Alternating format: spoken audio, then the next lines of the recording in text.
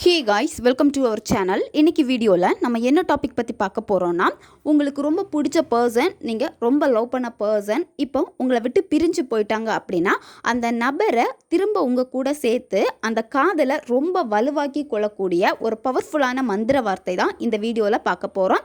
உங்களுடைய புருவ மத்திய உற்று நோக்கி இந்த மந்திர வார்த்தையை நீங்கள் சொல்லிட்டு வந்தீங்க அப்படின்னா, எப்பேற்பட்ட நபராக இருந்தாலும் சரி, அந்த நபர் ஆட்டோமேட்டிக்காக உங்கள் கண்ட்ரோலுக்கு வந்துடுவாங்க. நம்ம வீடியோக்குள்ளாடி போக முன்னாடி நம்ம சேனலை நீங்கள் இதான் ஃபஸ்ட் டைம் பார்க்குறீங்கன்னா மறக்காமல் சப்ஸ்கிரைப் பண்ணிக்கோங்க. பக்கத்தில் இருக்கிற பெல் பட்டனையும் கிளிக் பண்ணிக்கோங்க. அப்போ தான் நான் போடுற வீடியோஸ் எல்லாமே உடனுக்குடன் உங்களுக்கு நோட்டிஃபிகேஷனில் வந்துக்கிட்டே இருக்கும். உங்களுக்கு எங்கிட்ட பர்சனலாக ஃபோன் கன்சல்டேஷன் எடுத்துக்கணும் அல்லது உங்களுக்கு விருப்பமான ஒர்க் ஷாப்பில் ஜாயின் பண்ணுறதுக்கு நீங்கள் இன்ட்ரெஸ்டடாக இருக்கீங்கன்னா நீங்கள் என்ன இன்ஸ்டா அல்லது மெயிலில் அதுக்கான டீட்டெயில்ஸ் கேட்டுக்கலாம். உங்களுக்கு பர்சனல் டேரோ கார்டு ரீடிங் தேவைப்பட்டனாலும் நீங்கள் என்ன இன்ஸ்டா அல்லது மெயிலில் டீட்டெயில்ஸ் கேட்டுக்கலாம். இதை தவிர்த்து உங்கள் பிரச்சனைகளுக்கு தகுந்த மாதிரி ஸ்பெல் ரெடி பண்ணி கொடுப்போம். ஸ்பெல் தேவைப்படுறவங்களும் இன்ஸ்டா அல்லது மெயிலில் காண்டாக்ட் பண்ணுங்கள். வாங்க வீடியோக்குள்ளாடி போகலாம். இந்த மெத்தடை நீங்கள் எந்த டேயில் வேணாலும் ஸ்டார்ட் பண்ணலாம். எந்த நேரத்தில் வேணும்னாலும் இந்த மெத்தடை நீங்கள் செய்யலாம்.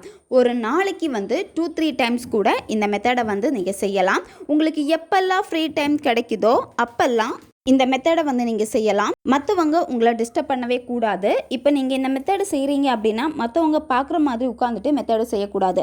ஏன்னா இடையில உங்களை டிஸ்டர்ப் பண்ணுற மாதிரி இருக்கும். அப்போ உங்களுடைய மைண்ட் செட் பார்த்தீங்கன்னா டோட்டலாக டைவர்ட் ஆகும். இந்த மாதிரி இருந்து அப்படின்னா இந்த மெத்தடு உங்களுக்கு வேலை செய்யாது. அதனால யாருமே டிஸ்டர்ப் பண்ணாத மாதிரி ஒரு பீஸ்ஃபுல்லாக இருக்கக்கூடிய ஒரு இடத்த சூஸ் பண்ணிக்கோங்க. நீங்கள் யாருக்காக இந்த மெத்தடை செய்கிறீங்களோ அந்த நபர் மேலே உங்களுக்கு எந்த விதமான கோபமோ வெறுப்புணர்வு எதுவுமே இருக்கக்கூடாது.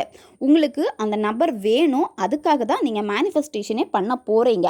அவங்க மேலே கோபம் வெறுப்பு வச்சுட்டு இல்லை ரொம்ப சோகமாயிட்டு எனக்கு அவங்க வேணும் வேணும் அப்படின்னு சொல்லிட்டு நீங்கள் அதையும் திங்க் பண்ணிவிட்டு மேனிஃபெஸ்டேஷன் பண்ணீங்க அப்படின்னா நீங்கள் எதை அதிகமாக திங்க் பண்ணுறீங்களோ, அதாவது இப்போ நீங்கள் ரொம்ப சோகமாக இருக்கீங்க, அந்த சோகத்துக்கு அதிக இம்பார்ட்டன்ட் கொடுத்துக்கிட்டே இருப்பீங்க. இந்த மாதிரி இருந்தீங்க அப்படின்னா அந்த இடத்துல உங்களுக்கு என்ன வேலை செய்யும்னா அந்த நபரை பற்றின எண்ணங்கள் எல்லாமே உங்களுக்கு ரொம்ப சோகமாக இருக்குது, ரொம்ப நெகட்டிவாக இருக்கிறப்போ உங்களுக்கு அந்த நெகட்டிவ் எண்ணங்கள் தான் திரும்ப திரும்ப திரும்ப மேனிஃபெஸ்ட் ஆகிக்கிட்டே இருக்கும். அப்போது நீங்கள் என்ன ஒரு விஷயத்தை ஆழமாக திங்க் பண்ணுறீங்களோ அதுக்கு அதிகமான எஃபர்ட் போடுறீங்களோ, அதிகமான எஃபர்ட்னா உணர்வு நிலைகள், ரொம்ப உணர்ச்சி வசப்பட்டு நீங்கள் ரொம்ப சோகமாக இருப்பீங்க. அந்த இடத்துல நீங்கள் சேட் ஆகுறப்போ உணர்வு பூர்வமாக அதை நீங்கள் ஃபீல் பண்ணுவீங்க. அப்போ இந்த உணர்வு பூர்வம் தான் இந்த வைப்ரேஷன், இதுதான் அந்த பிரபஞ்சத்துக்கிட்ட போய் சேரும். அப்போ நீங்கள் இதையே திருப்பி திருப்பி திங்க் பண்ண என்ன ஆகும் அப்படின்னா பிரபஞ்சம் இதை தான் ரிப்பீட்டடாக உங்கள் லைஃப்பில் கொடுத்துக்கிட்டே இருக்கும். அதனால் நீங்கள் சோகத்துக்கு இம்பார்ட்டன்ட் கொடுக்காம உங்கள் லைஃப்பில் எது வேணும் அப்படின்னு நீங்கள் நினைக்கிறீங்களோ அந்த ஒரு விஷயத்தை மட்டும் நீங்கள் ஆழமாக திங்க் பண்ணுறங்க.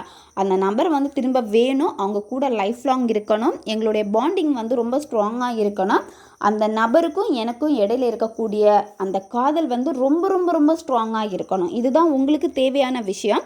ஆனால் இந்த தேவையான விஷயத்துக்கு நீங்கள் ஃபோக்கஸ் பண்ணுறதை விட்டுட்டு தேவையில்லாத விஷயங்களை தான் அதிகமாக நீங்கள் திங்க் பண்ணுறீங்க. எப்போவுமே உங்களுக்கு சீக்கிரமாக ஒரு விஷயம் வேணும்னா தேவையான விஷயத்தை மட்டும் அதிகமாக நீங்கள் திங்க் பண்ணுங்கள். இப்போ அந்த நபரை பற்றின நல்ல எண்ணங்களை முதல்ல நீங்கள் உருவாக்கிக்கோங்க. அவங்க உங்ககிட்ட பழகின விஷயங்கள் எல்லாமே நிறைய பாசிட்டிவான எண்ணங்கள் இருக்கும், அது எல்லாமே நீங்கள் திங்க் பண்ணிக்கோங்க.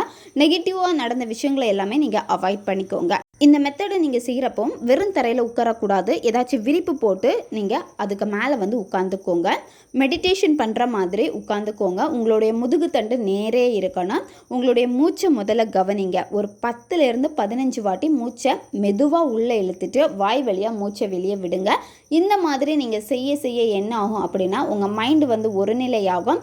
அதுக்கப்புறமா யாருக்காக இந்த மெத்தடை செய்ய போகிறீங்களோ அந்த நபருடைய ஃபோட்டோ உங்ககிட்ட இருக்குது அப்படின்னா அவங்களுடைய ஃபோட்டோவை ஒரு 2 நிமிஷமாச்சு பாருங்கள். அவங்களுடைய புருவ மத்திய முதல்ல நீங்கள் ஃபோக்கஸ் பண்ணுங்கள். அதுக்கப்புறம் என்ன பண்ணணும் அப்படின்னா கண்களை மூடிட்டு அந்த நபருடைய உருவத்தை உங்களுடைய புருவ மத்தியில் நீங்கள் கொண்டு வரணும். அதாவது கண்களை மூடிட்டு உங்கள் 2 கண்ணையுமே பார்த்தீங்கன்னா புருவ மத்திய மேலே நோக்கி பாருங்கள். அந்த இடத்துல அந்த நபரை நீங்கள் கொண்டு வாங்க. கொஞ்சம் சிரமமாக தான் இருக்கும். திரும்ப திரும்ப திரும்ப நீங்கள் கான்சன்ட்ரேஷன் பண்ண வந்துடும். அதுக்கப்புறம் என்ன பண்ணணும்னா இந்த ஸ்விட்ச் வேர்டை நீங்கள் சொல்லணும். Sunrise together bring, sunrise together bring.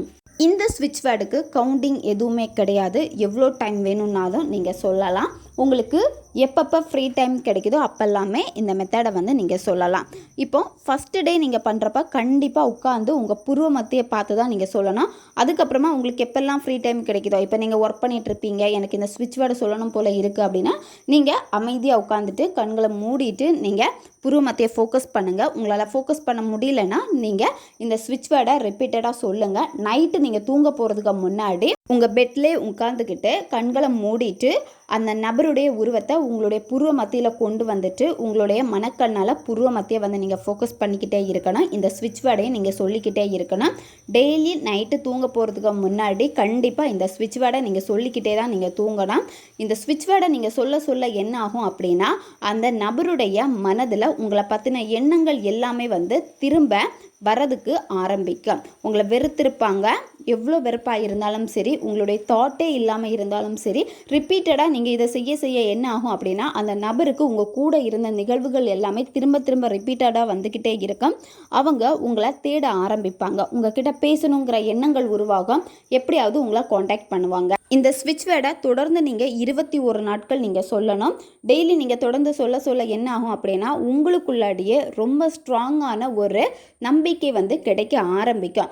இந்த ஸ்விட்ச் வேர்டை சொல்ல உங்களுடைய காதலில் இருக்கக்கூடிய பாண்டிங் வந்து இன்னும் ரொம்ப ஸ்ட்ராங் ஆகிக்கிட்டே இருக்கும். 21 டேஸ் கண்டிப்பாக நீங்கள் பண்ணணும். இடையில ஒரு நாள் மிஸ் ஆகிடுச்சுன்னா திரும்ப ஓல்டு கவுண்டிங்கில் இருந்தே நீங்கள் கண்டினியூவாக இந்த ஸ்விட்ச் வேர்டை சொல்லலாம். நான்வெஜ் சாப்பிட்டுட்டு இந்த ஸ்விட்ச் வேர்டை சொல்லலாம். பெண்கள் தீட்டு சமயத்துலேயும் இந்த ஸ்விட்ச் வேர்டை வந்து நீங்கள் சொல்லலாம்.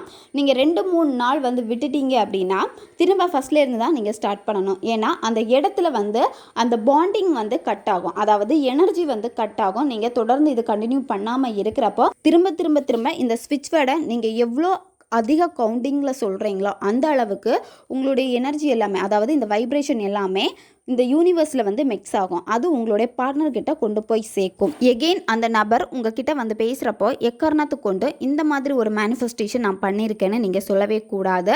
நீங்கள் அந்த மாதிரி சொன்னீங்க அப்படின்னா திரும்ப ஏதாவது சண்டை வந்து திரும்ப நீங்கள் அந்த நபருக்காக ஒரு மேனிஃபெஸ்டேஷன் பண்ணுறப்போ அவங்களுக்கு உங்களுடைய எண்ணங்கள் அதிகமாகிறப்போ அவங்க உங்களுடைய அந்த எனர்ஜியை கட் பண்ண முடியும். அதாவது இந்த மாதிரி தான் நீங்கள் ஏதோ செய்கிறீங்க அப்படின்னு, அதனால் நீங்கள் சொல்லவே கூடாது. நீங்கள் வேறு ஏதாவது ஸ்விட்ச் வேர்டு சொல்லிக்கிட்டே இருக்கீங்கன்னா கூடவே இந்த ஸ்விட்ச் வேர்டும் சொல்லக்கூடாது. அது முடிச்சுட்டு இதை நீங்கள் செய்யுங்க. நீங்கள் மெத்தட்ஸ் பண்ணிகிட்ருக்கீங்க, அதே மாதிரி இந்த ஸ்விட்ச் வேர்டும் நான் யூஸ் பண்ணலாமான்னு கேட்டால் நீங்கள் தாராளமாக பயன்படுத்தலாம். ரொம்பவும் சிம்பிளான ஸ்விட்ச் வேர்டு தான் இது. நீங்கள் கரெக்டாக பண்ணீங்க அப்படின்னா இதனுடைய ரிசல்ட் வந்து 100% உங்களுக்கு கிடைக்கும். தேவைப்படுறவங்க இதை பயன்படுத்தி பாருங்கள். ஓகே காய்ஸ், நம்ம சேனல் உங்களுக்கு பிடிச்சிருக்குன்னா மறக்காமல் சப்ஸ்கிரைப் பண்ணிக்கோங்க. வீடியோவை தேவைப்படுற உங்கள் ஃப்ரெண்ட்ஸுக்கும் மறக்காமல் ஷேர் பண்ணுங்கள், அவங்களுக்கும் இது உபயோகமாக இருக்கும். இன்னும் நிறைய வீடியோஸ் நம்ம சேனல் அப்லோட் ஆகிட்டே இருக்கும். பக்கத்தில் இருக்க பெல் பட்டனையும் மறக்காமல் ப்ரெஸ் பண்ணி வச்சுக்கோங்க. அப்போ தான் நான் போடுற வீடியோஸ் எல்லாமே உடனுக்குடன் உங்களுக்கு நோட்டிஃபிகேஷனில் வந்துக்கிட்டே இருக்கும். அடுத்த வீடியோவில் சந்திக்கலாம். நன்றி.